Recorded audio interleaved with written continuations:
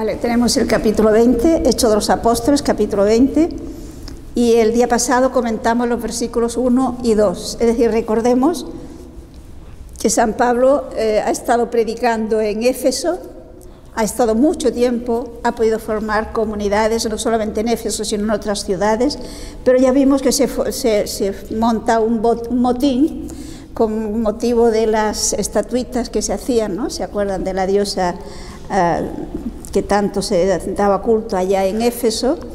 Y entonces Pablo considera prudente no continuar en Éfeso. Y por lo tanto vimos que una vez que cesó el alboroto, Pablo se despide de los cristianos de Éfeso y sale, digamos, hace una excursión, llamémoslo así, por Macedonia, es decir, desde Éfeso, que está en Asia, cruza a la parte de Europa y por lo tanto pasa por las ciudades que él había estado evangelizando: Filipos, Tesalónica, Berea, etcétera, y sigue bajando hasta Grecia. Pero parece ser que fundamentalmente él estará en Corinto. Allí pasará pues 3 meses, posiblemente el tiempo, digamos, en el que el mar se quedaba clausurado. En el invierno, pues los barcos no navegaban. Pensemos qué barquitos eran los que entonces había, cuando era el mar alborotado en el invierno, pues quedaban parados, anclados en el puerto correspondiente, y en primavera comenzaban otra vez a navegar. Entonces esos 3 meses parece ser que son los que San Pablo pasó en Corinto, sobre todo en Corinto. Nos habla de Grecia, pero tenemos que pensar que básicamente es Corinto, porque recordemos que en Atenas pues fracasó y después se marcha a Corinto. Bueno, pues vamos a leer los versículos 3 al 6. Pasó allí 3 meses. Los judíos tramaron una conjuración contra él cuando estaba a punto de embarcarse para Siria. Entonces él tomó la determinación de volver a Macedonia. Le acompañaban Sópatros, hijo de Pirro, de Berea, Aristarco y Segundo, de Tesalónica, Gayo de Doberes y Timoteo, Títico y Trófimo, de Asia. Estos se adelantaron y nos esperaron en Tróada. Nosotros, después de los días de los ácimos, nos embarcamos en Filipos, y al cabo de 5 días nos unimos a ellos en Tróada, donde pasamos 7 días. O sea, aquí vemos el viaje de San Pablo de regreso. Nos dice en el versículo 3 que allí estuvo 3 meses. Como digo, seguramente se trataba de los meses de invierno, ¿no? En este tiempo es cuando San Pablo escribe la carta a los romanos y posiblemente también la carta a los gálatas. Fijémonos en la carta a los romanos, en el capítulo 15. Quizá leamos primero el capítulo 16, versículo 23. Os saluda Gayo, huésped mío y de toda la iglesia. Vale, o sea, fijémonos que según este texto, San Pablo estaba hospedado en casa de Gayo, que era de Corinto. Fijaos en el capítulo, en la primera carta a los Corintios, luego volvemos otra vez a Romanos. Primera carta a los Corintios, capítulo 1, versículo 14. Doy gracias a Dios por no haber bautizado a ninguno de vosotros, fuera de Crispo y Gayo. Por lo tanto, ¿qué nos dice aquí? Pues que este Cayo o Gayo fue convertido y bautizado por San Pablo. De hecho, San Pablo no solía bautizar, pero a este sí que lo había bautizado, y debía tener una casa grande, porque se nos dice que él estaba hospedado en casa de Gayo, pero saluda también a la iglesia de la casa, por lo tanto, en la carta a los romanos que hemos visto. Por lo tanto, quiere decir que la comunidad se reunía en su casa. Entonces, allí, en casa de Gayo, es donde escribió la carta a los romanos. Podemos ver en el capítulo 15 ahora de Romanos, los versículos 25 al 28. Mas por ahora voy a Jerusalén al servicio de los santos, pues Macedonia y Acaya tuvieron a bien hacer una colecta en favor de los pobres de entre los santos de Jerusalén. Lo tuvieron a bien y debían hacérselo, pues si los gentiles han participado en sus bienes espirituales, ellos a su vez deben servirles con sus bienes temporales. Así que una vez terminado este asunto y entregado oficialmente el fruto de la colecta, partiré para España, pasando por vosotros.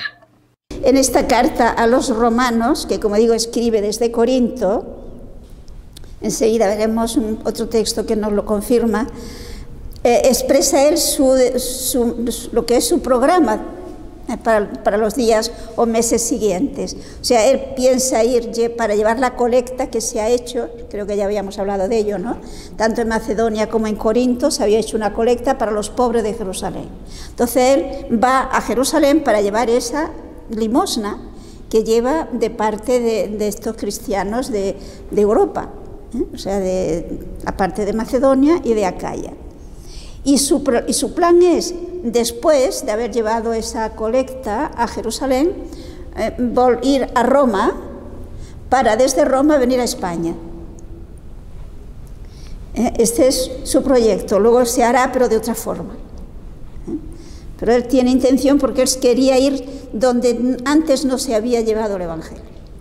Es uno de los textos en los que muestra él su deseo de venir, y es uno de los textos que sirven para confirmar que efectivamente San Pablo vino, y que vino como eran, de acuerdo con los viajes que se hacían en aquel tiempo, y la comunicación entre Roma y Tarragona era bastante normal.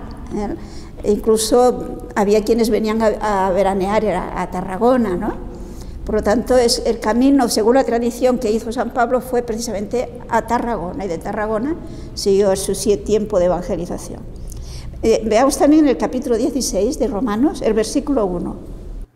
Os recomiendo a Febe, nuestra hermana, diaconisa de la iglesia de Cencreas. Entonces, fijémonos que aquí San Pablo, recuerdo que Cencreas era uno de los puertos de Corinto, el puerto, uno de los dos puertos que había. Entonces, esta Febe era algunos traducen diaconisa, es decir, estaba al servicio, diácono significa esto, servidor, ¿no?, de la iglesia de Cencres o de Cencreas. Y es posible que sea ella la que lleva esta carta a los romanos desde Corinto. Por lo tanto, vemos que ese tiempo que San Pablo está en Corinto no está de brazos cruzados. Está un hombre inquieto, programando y ciertamente predicando allá donde estaba. Bien, pero se nos ha leído, volviendo al texto de los Hechos, que una vez pasados los 3 meses, su proyecto era ir a Jerusalén, embarcarse para Siria, en concreto, recordemos Antioquía de Siria, que es de donde él había salido, para luego volver otra vez a Macedonia y desde allí irse a Roma, perdón. Pero se nos dice que cuando ya está dispuesto a marchar para irse a Jerusalén, pues se entera de que los judíos le están tramando, digamos, una trampa. Pensemos que el proyecto era ir a Jerusalén para la Pascua, es decir, en la primavera. Y en ese tiempo, precisamente, los barcos que iban hacia Jerusalén iban llenos de judíos, porque iban para la celebración de la Pascua. Por lo tanto, no es extraño que entre ellos estuvieran pues quienes tenían tanto odio a San Pablo y pensaran que era una buena manera de deshacerse de él, porque en el barco, habiendo tantos judíos, no sería difícil encontrar cómplices para en un rincón acabar con San Pablo y tirarlo al mar. Entonces, fijémonos que la providencia hace que él lo sepa, eso que están tramando, y por lo tanto, ¿qué hace? Pues desiste de embarcar y por lo tanto vuelve a Macedonia a pie, por tierra, con lo cual ya no llegará para Pascua a Jerusalén. Y no sé si se han fijado, en primer lugar, que aquí tenemos toda una serie de misioneros que se han ido uniendo al apóstol por los sitios donde él ha ido evangelizando. Es decir, vemos, hoy diríamos, de las vocaciones que se han surgido en todas estas comunidades.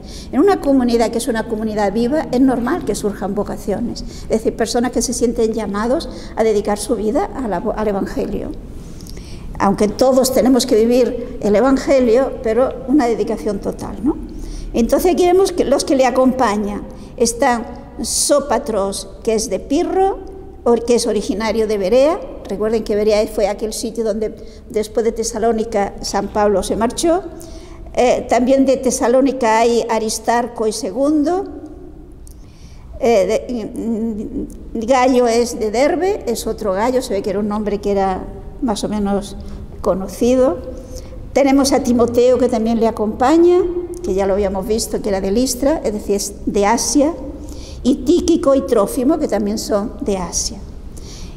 Pero yo no sé si se han dado cuenta de quién se une a este viaje en este momento, aunque no da su nombre. Fijémonos en el versículo 5, que dice: todos estos que ha ido enumerando, se adelantaron y nos esperaron en Tróade. Por lo tanto, ¿quién se une aquí? Muy bien, San Lucas, el que ha escrito el texto, el autor de la carta, del libro de los Hechos de los Apóstoles. Había dejado de hablar en primera persona, si se acuerda, en Filipos, cuando San Pablo sale de Filipos. Ahora aquí, desde Filipos, porque Pablo ha ido a Macedonia, por lo tanto ha recorrido Berea, Tesalónica, Filipos, pues se le unen nuevamente San Lucas. Y por eso dice, nos esperaron en Tróade.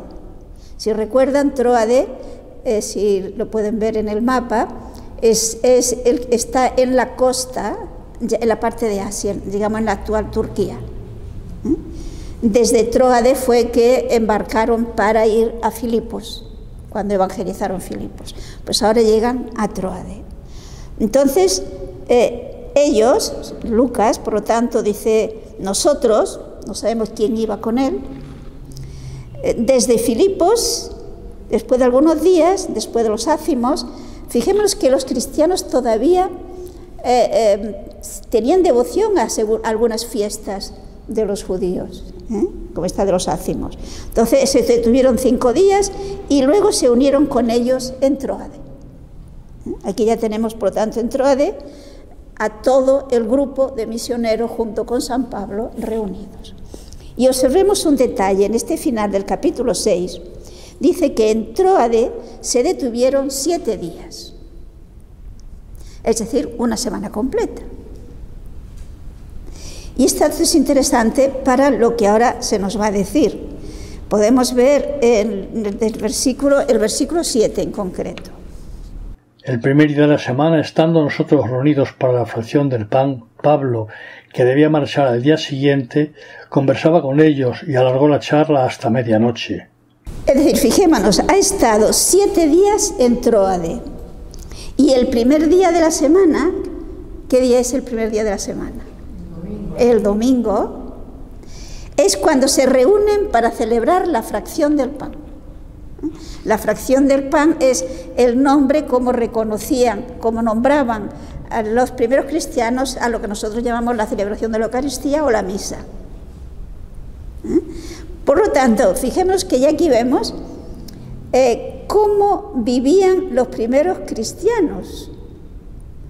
Esos primeros cristianos ya no celebraban como Día del Señor el sábado, que el día que celebraban los judíos y siguen celebrando, sino que lo que celebraban los cristianos ya era el domingo. El domingo, por lo tanto, se reunían para celebrar la Eucaristía. Pensemos lo importante desde los orígenes mismos del cristianismo, que es la celebración de la Eucaristía el domingo. Es el día del Señor, es el día que resucitó Jesús, y la resurrección de Jesús es la fiesta, es el hecho fundamental, lo que da sentido, lo que da origen, de hecho, al cristianismo. Por lo tanto, es ese día el que se reúnen y celebran la Eucaristía. Y aquí podemos ver, de alguna manera, cómo era la celebración de la Eucaristía.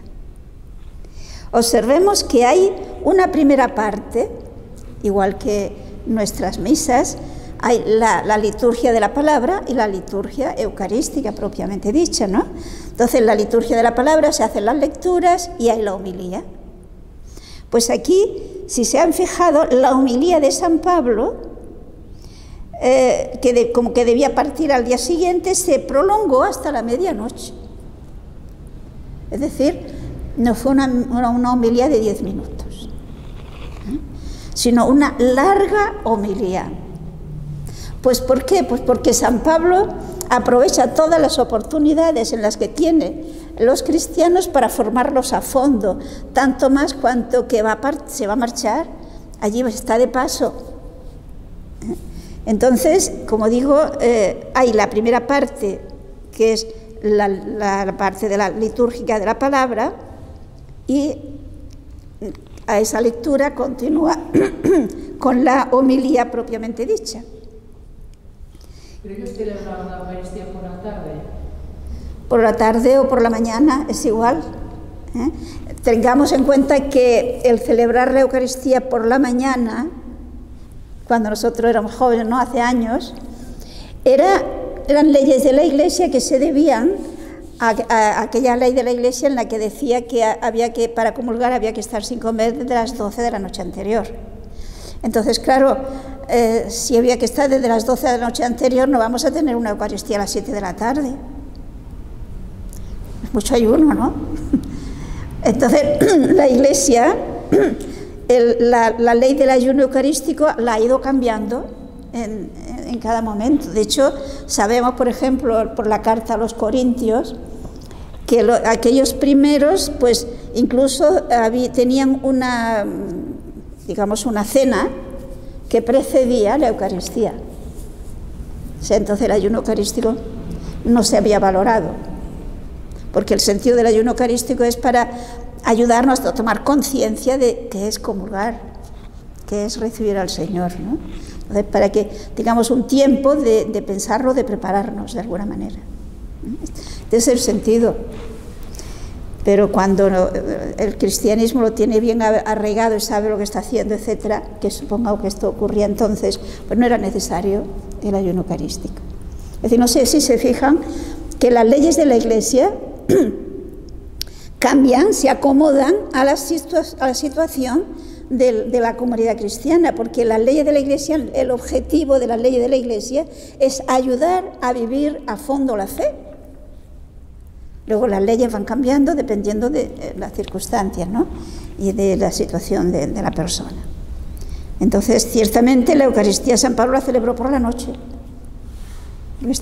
Se alarga, se prolonga el discurso hasta la medianoche, perdón, porque al día siguiente se va a marchar. Bueno, los versículos 8 al 12. Había abundantes lámparas en la estancia superior donde estaban reunidos. Un joven llamado Eutico estaba sentado en el borde de la ventana. Un profundo sueño le iba dominando a medida que Pablo alargaba su discurso. Vencido por el sueño, se cayó del piso tercero abajo. Lo levantaron ya cadáver. Bajó Pablo, se echó sobre él y tomándole en sus brazos dijo: «No os inquietéis, pues su alma está en él». Subió luego, partió el pan y comió. Después platicó largo tiempo hasta el amanecer. Entonces se marchó. Trajeron al muchacho vivo y se consolaron no poco.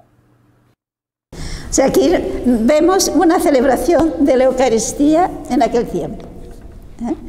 Pablo se alarga en la homilía y este pobre chico, porque nos dice que era un lugar alto, un tercer piso, ¿no?, una tercera planta. Pensemos que por la noche no había luz eléctrica, Por lo tanto, hay muchas lámparas, pero aquellas lámparas que ciertamente más bien tendían a dar sueño, ¿no? Lámparas que alumbraban poco, porque no eran lámparas eléctricas, serían, pues qué sé yo, de gasoil o no sé de qué serían, o de aceite, ¿no? Entonces, llega un momento en que este pobre chico se va haciendo monótono el diálogo, el discurso de San Pablo, y llega un momento en que el sueño le vence y cae. Estaba sentado en la ventana y cae desde un tercer piso. Lógicamente se mata. Pero fíjense, aquí tenemos un milagro de San Pablo. Se lo dicen a San Pablo interrumpe momentáneamente la celebración de la Eucaristía, baja, abraza a este chico y consigue que resucite. Anima a los demás diciendo: no os preocupéis, digámoslo así, que está vivo. Y entonces, una vez que ya lo ha resucitado, él continúa la Eucaristía. Y se nos dice que luego subió, partió el pan, es el término propio de los primeros cristianos para hablar de la palabra de la consagración, de la celebración propiamente de la Eucaristía, ¿no? Jesucristo tomó el pan, lo partió, etc. Entonces le llamaban la fracción del pan. Entonces partió el pan, o sea, celebró la parte eucarística de la liturgia, lo comió, o sea, comulgaron, y todavía prosiguió sus pláticas hasta el amanecer. O sea que ciertamente fue una misa muy larga. Y no se nos dice que la gente protestara. ¿Y por qué no protestaba la gente? Pues porque la Eucaristía era algo muy importante en su vida. La Eucaristía es lo que mantiene unida a la Iglesia, es lo que la mantiene viva, es lo que hace la Iglesia, es lo que hace la comunidad. Una persona que se diga: yo soy cristiano, pero bueno, no hace necesario ir a misa cada domingo y menos cada día para ser un buen cristiano. Pues yo diría: no sabes lo que es ser cristiano. Porque es como si una persona dijera: bueno, no es necesario comer todos los días, ni siquiera una vez a la semana. Lo importante es, pues eso, querer estar sano y querer. Hombre, si tú puedes querer mucho, pero si no comes, si no te alimentas, pues acabarás muriendo, como el Papa Francisco decía, acabarás secándote y por lo tanto quemándote. Es así. Tenemos que nosotros personalmente alimentarnos, y la Eucaristía es el alimento fundamental. Jesucristo lo dijo: el que no come mi carne y no bebe mi sangre no tiene vida en él. Pero es que además la Eucaristía es el momento cumbre para mostrar a Dios nuestro amor, para adorarlo, para darle gracias. ¿Quién hay que ame a una persona de la cual haya recibido grandes dones y no sienta la necesidad si la ama y se siente amado de esa persona, de estar con ella, de darle gracias, de decirle que la quiere? ¿No? Bueno, pues si amamos a Dios, si amamos a Jesús, si nos sabemos miembros de Cristo, el estar en comunión con Él, el enriquecerse más de esa unión con Cristo, será una necesidad. El cristiano que sabe lo que es la Eucaristía, que ama de verdad a Cristo, que ha tenido un encuentro con Cristo, no va a misa por obligación. Va a misa porque lo necesita. Va a misa porque le sale del fondo del corazón, porque no sabe vivir sin la Eucaristía. El que sabe vivir sin la Eucaristía, perdón, pero yo creo que no es cristiano. No ha conocido a Jesús. Que puede decir: bueno, pero yo puedo amar mucho a Dios sin necesidad de esto. Pues no. ¿Cómo se va a conservar el amor a una persona si nunca estás con ella, nunca le dices ni hola, y tú dices que la quieres mucho? Pues no sé cómo se entiende eso, ¿no? Si yo quiero a una persona, quiero estar con ella y quiero decirle que la quiero y quiero escuchar que me diga que me quiere y quiero compartir con ella mis preocupaciones y las suyas. Pues el punto culmen para vivir esto es la Eucaristía. Por lo tanto, aquí tenemos a estos cristianos que incluso después del susto no se quejan, Siguen contentos escuchando a San Pablo. Y esto toda la noche, hasta el amanecer.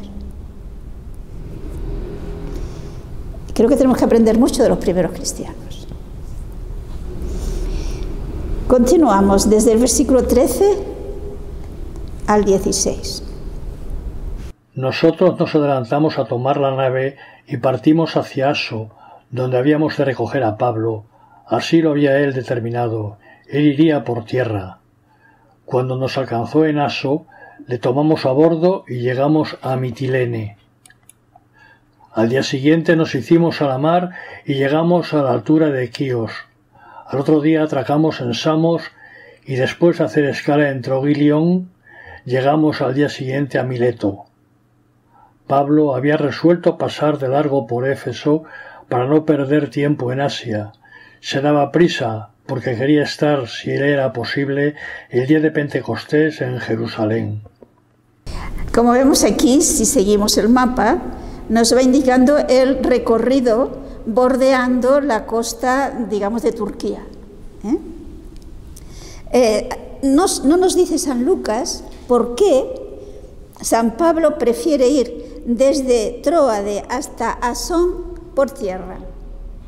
Porque nos dice que Lucas, con el grupo, al menos con un grupo, no sabemos cuántos acompañaban a Pablo, embarcaron hasta Aso, y allí en Aso, o Asón, que traducen otros, se pueden unir de nuevo con San Pablo. Posiblemente Pablo quiso hacer aquel recorrido a pie, como hemos visto en otras ocasiones, pues porque él aprovechaba todas las oportunidades que podía para seguir formando a los cristianos.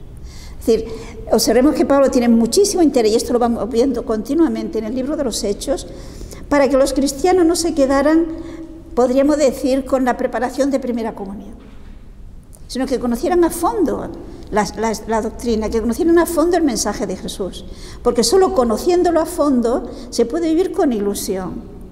Nadie ama lo que no conoce.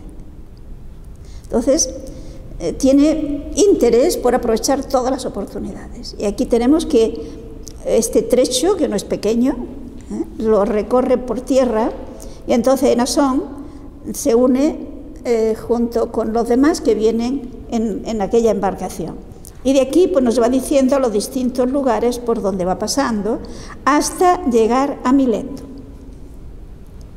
Y nos ha dicho que ha pasado de largo por Éfeso porque no se quería detener allí. ¿Y por qué no se quería detener allí? Porque recordemos que en Éfeso había estado mucho tiempo y allí tenía muchísimos conocidos. Ahí se habían formado bastantes comunidades, incluso en los alrededores. Y por lo tanto tiene prisa porque quiere llegar a Jerusalén para Pentecostés. Ya que no llegó para Pascua, pues quiere al menos llegar para Pentecostés. Y por lo tanto, ¿qué hace? Pues se detiene en Mileto, y allí, un poco hacia el sur de Éfeso, y allí en Mileto mandará llamar a los responsables de la comunidad de Éfeso. Es decir, no se desentiende de las comunidades de Éfeso, pero no quiere entretener, tiene prisa por llegar a Jerusalén. Y es curioso que Pablo tiene prisa por llegar a Jerusalén, a pesar de que, como veremos más adelante, prevé que en Jerusalén las cosas no le van a ir muy bien. Es decir, ella presentía que en Jerusalén le esperaban cadenas, como veremos más adelante. Y curiosamente ese presentimiento lo tenía ya en Corinto.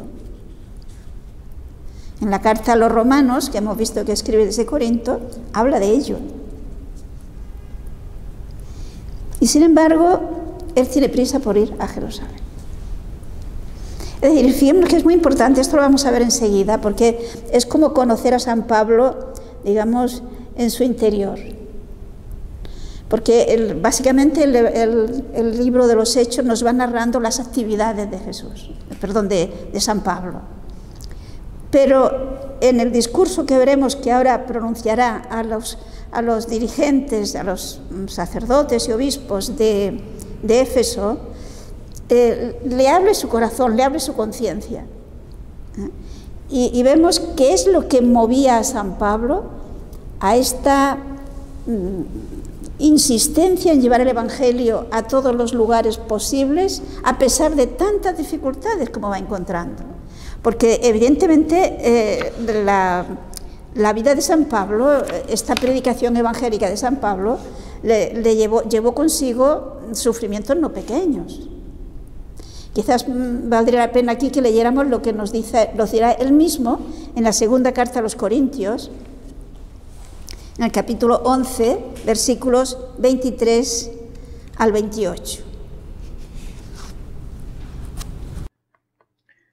Ministros de Cristo, digo una locura, yo más que ellos, más en trabajos, más en cárceles, muchísimo más en azotes, en peligro de muerte muchas veces. 5 veces recibí de los judíos 40 azotes menos 1. 3 veces fui azotado con varas, 1 vez apedreado, 3 veces naufragué, y un día y una noche la pasé en el abismo.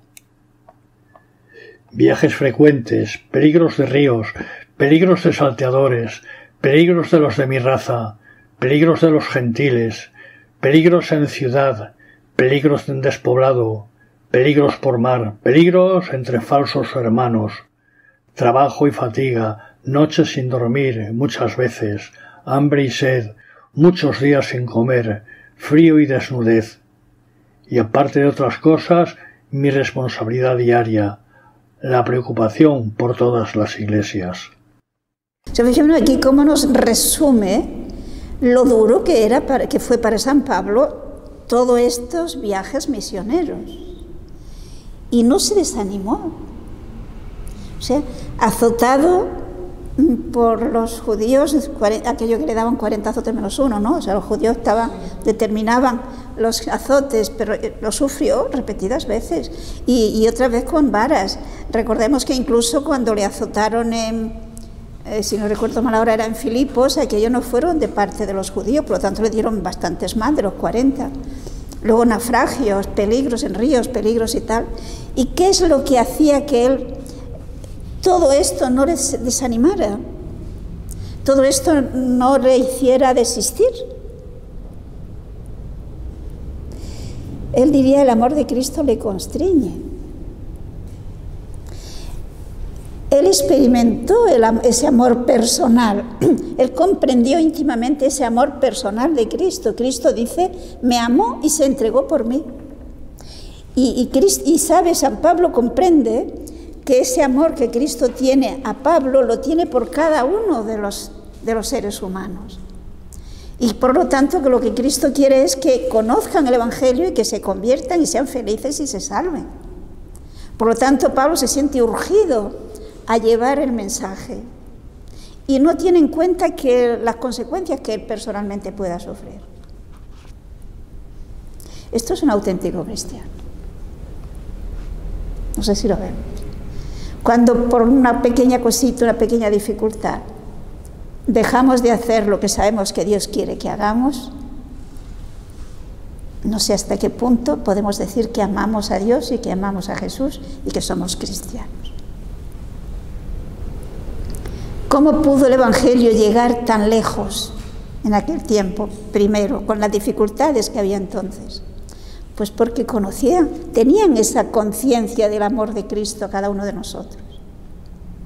Si nosotros vamos adquiriendo esta conciencia, no podremos quedar indiferentes ante la ignorancia o la situación semipagana de tantas personas que nos rodean. No podemos quedar indiferentes. Si quedamos indiferentes, que no somos conscientes de lo que Cristo ama a esas personas y lo que ha sufrido por ellas. Y fijémonos que el cristianismo básicamente no son una serie de obligaciones y de cargas. Esencialmente, básicamente, es un encuentro con Cristo. Evidentemente, en el momento que yo me encuentro con Cristo, que yo yo tengo la convicción íntima de que Cristo me ama y Cristo ha muerto por mí, a mí no me puedes dar igual hacer las cosas que sé que a Él no le gustan, pero las haré porque lo amo y porque ese amor me impulsa a hacer las cosas que sé que a Él le agradan. Y por lo tanto, cumpliré los mandamientos, etcétera, etcétera. Pero entonces ya esos mandamientos no son una carga, una obligación, son una exigencia del amor, que es muy distinto. Y entonces se hacen con alegría, con libertad, lo cual no quiere decir que sea fácil. Pero el amor da alas para superar. San Pablo ya lo vemos todo lo que supera. ¿Cómo lo puede hacer? Porque ama mucho. Y el amor le da alas. Bien, pues tenemos entonces a San Pablo que ha llegado a Mileto. Versículo 17. Desde Mileto envió a llamar a los presbíteros de la iglesia de Éfeso. Bien, esta Biblia traduce ancianos.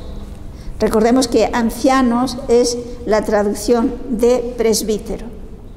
Por lo tanto, desde Mileto manda recado a Éfeso para que vengan los presbíteros.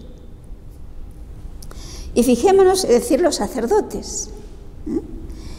Pensemos que estos presbíteros, fijémonos en el versículo 28, ¿qué nombre les da?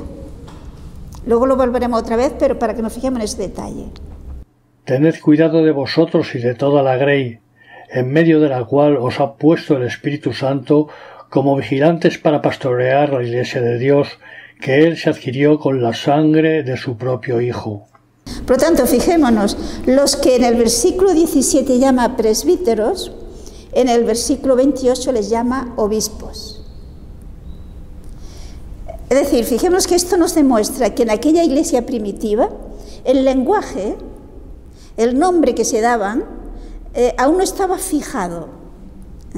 Y se llama indistintamente presbíteros u obispos a las mismas personas. Seguramente en este grupo de gente que van, la mayoría serían sacerdotes, serían presbíteros, pero también habría algún obispo. Luego, con el tiempo, ya se fueron fijando los nombres, pero eso no quiere decir que no existiera de una manera clara el oficio indistinto de cada uno de ellos. Por ejemplo, fijémonos en la primera carta a Timoteo, el capítulo 5, los versículos 17 al 20. Los presbíteros que ejercen bien su cargo merecen doble remuneración, principalmente los que se afanan en la predicación y en la enseñanza. La Escritura, en efecto, dice: no pondrás bozal al buey que trilla, y también el obrero tiene derecho a su salario. Ahora el 22. No te precipites en imponer a nadie las manos, no te hagas partícipe de los pecados ajenos, consérvate puro. No sé si se dan cuenta, Timoteo era un obispo, y San Pablo aquí le dice qué es lo que tiene que hacer como obispo. Y si nos fijamos, le habla del cuidado que debe tener con los presbíteros, de cómo tiene que cuidar que tengan lo necesario para vivir, por decirlo así, pero además también le dice que no imponga de ligero las manos a nadie, es decir, que no ordene de ligero a las personas, a un joven, sino que, porque si él impone las manos de ligero, puede ser culpable de los pecados que luego él pueda cometer. Por lo tanto, había obispos propiamente con una misión, digamos, jerárquicamente superior a la de los sacerdotes. También fijémonos en la carta a Tito, si tienen Timoteo, después de Timoteo viene Tito. En el capítulo 1, el versículo 5, Tito era otro de los obispos. El motivo de dejarte en Creta fue para que acabaras de organizar lo que faltaba y establecieras presbíteros en cada ciudad, como yo te ordené. Tito, obispo de Creta, debe acabar de organizar la iglesia, ordenando presbíteros en las comunidades. Es decir, si nos fijamos, aun cuando aquí en este texto de Lucas, de los Hechos de los Apóstoles, llama presbíteros y obispos a las mismas personas, no quiere decir que no existiera la diferencia entre unos y otros. Es el lenguaje el que todavía no ha quedado fijo. se va formando poco a poco el vocabulario.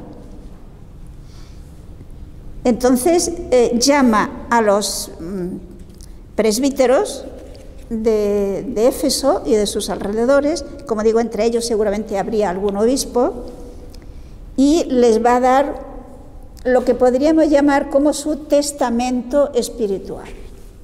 Es un discurso en el que San Pablo expone lo que él ha hecho y por qué lo ha hecho, y cómo ellos tienen que comportarse como responsables de las comunidades cristianas. Leamos los versículos 18 al 19. Cuando llegaron donde él, les dijo: vosotros sabéis cómo me comporté siempre con vosotros desde el día primero que entré en Asia, sirviendo al Señor con toda la humildad y lágrimas, con las pruebas que me vinieron por las asechanzas de los judíos.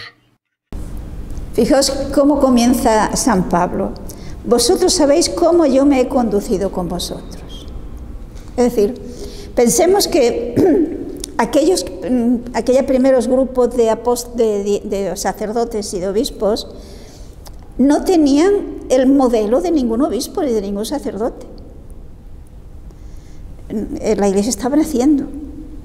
Así como nosotros podemos pensar en los santos que hay en la Iglesia, ¿no?, que pueden servir de modelos a los obispos, a los sacerdotes, a los fieles en general, porque hay santos en los cuales, en los santos, fijémonos que lo que vemos que es el Evangelio hecho vida. Y la Iglesia nos los propone como, digamos, el Evangelio vivido.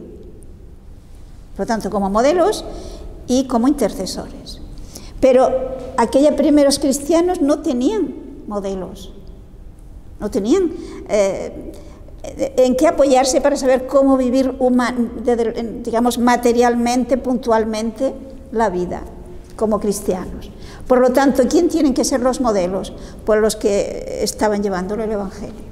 En este caso veremos que en más de una ocasión San Pablo se presenta como modelo. Sed imitadores míos, dirá, pero como yo lo soy de Cristo. Por tanto, aquí va a hacer esto. Les va a decir: vosotros sois los responsables, tenéis que fijaros en mí, cómo he vivido el Evangelio, para que sepáis cómo debe vivirlo un sacerdote o un obispo.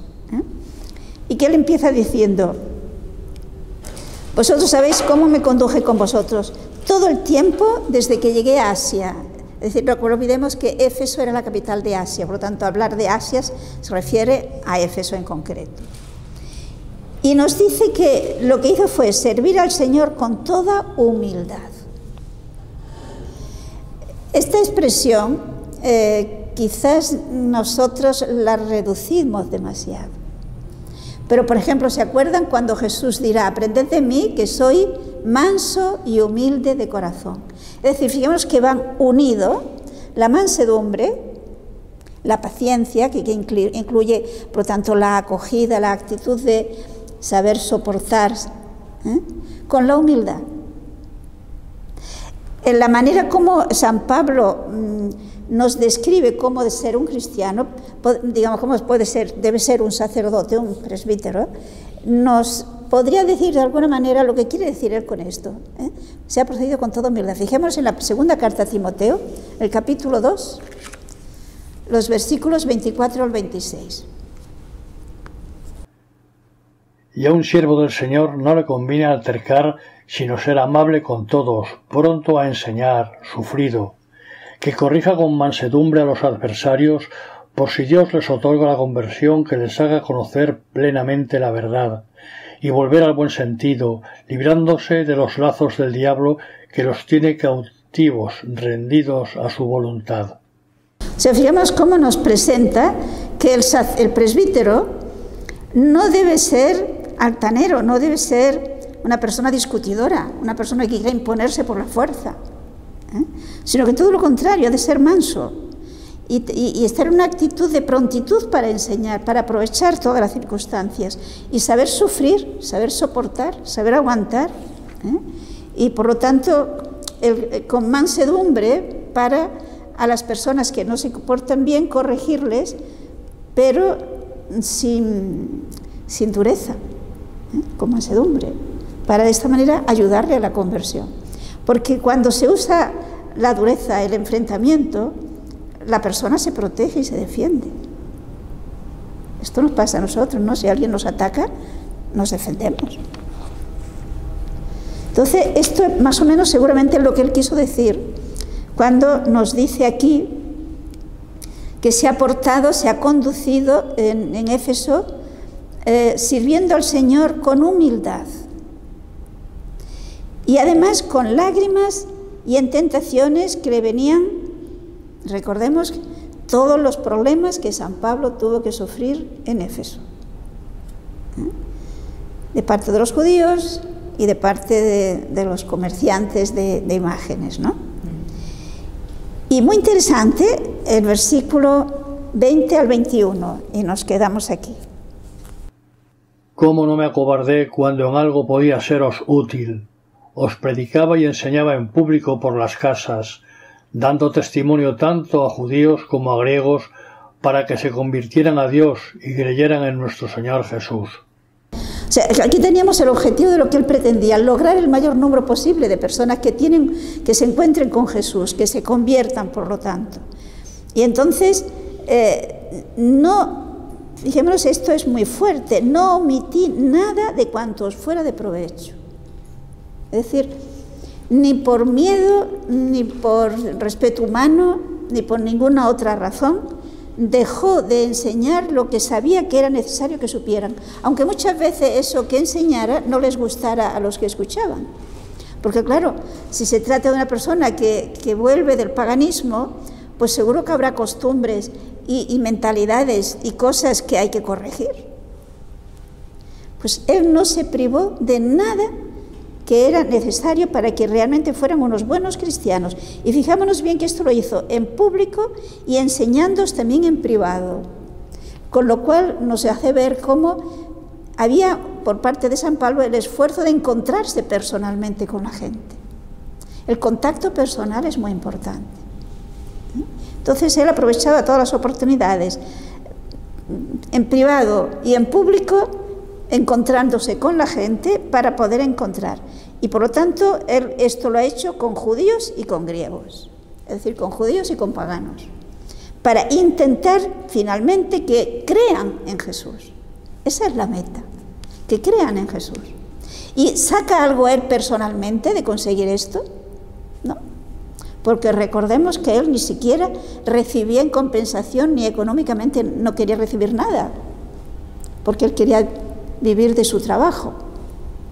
Es decir, es el amor a Jesucristo y el amor a las personas lo que le empuja, lo que le hace, le espolea para llevar el Evangelio. Yo creo que de San Pablo, de todo esto que vemos, de su actitud, tendríamos que sacar como conclusión, quizás, que le pidamos al Señor, Señor, que vea. Señor, habita mi vida, para que yo pueda tener esa experiencia del amor, de tu amor hacia mí, y yo me sienta movido para amarte. Y por lo tanto, que realmente me quede indiferente ante la situación de los que no creen, de los que están equivocados. Porque si realmente los cristianos, los que creemos en Jesús, los que queremos llevar a otros el Evangelio, tuviéramos esa actitud, ¿no creen que cambiaríamos mucho? Yo creo que sí, porque ciertamente lo que mueve a San Pablo es el Espíritu Santo, y el Espíritu Santo es activo, es vivo y toca. Pero sí, claro, si nosotros no nos movemos por el Espíritu Santo, sino por criterios humanos, no le dejamos espacio a Dios, no le dejamos espacio al Espíritu Santo. Por lo tanto, pidamos que nos ayude a ver, claro, a experimentar lo que experimentó San Pablo, al menos un poquito, y así nuestra vida de cristianos comprometidos cambiará.